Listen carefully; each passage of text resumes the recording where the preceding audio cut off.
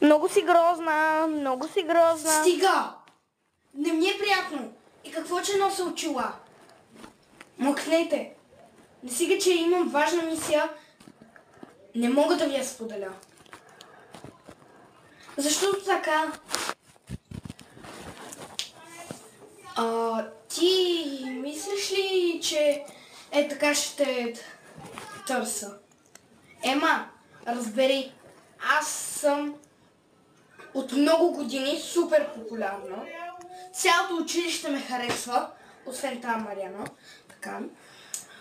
Ти искам да станеш от моят отбор. Само ако си намериш хубав аутфит, да станаме и двете красиви. Добре. Чао, аз отивам на важна работа.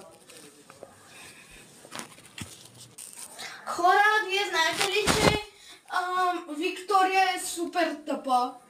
Буквално аз я питам, колко е 5 плюс 6? И тя ми вика 12.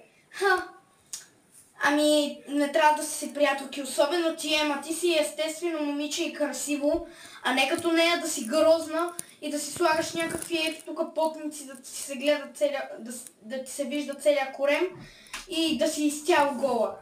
Не го прави това, моля те. Не и бъди приятелка. Защото виждаш колко е тъпа. Ако я питаш колко е 5 плюс 4, тя ще ти отговори 10. Така че не и бъди приятелка с нас, с нея. Затова ела при нашата компания с Мариана, аз и ти. Ема, чакаме те в 2 часа на обяд да дойдеш с нас.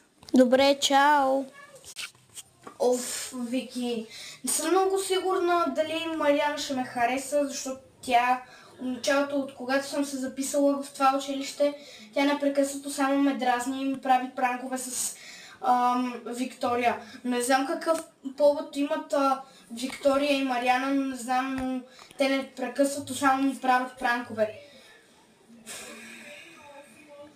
Не съм много сигурна. Добре. Аз отивам в час. Чао.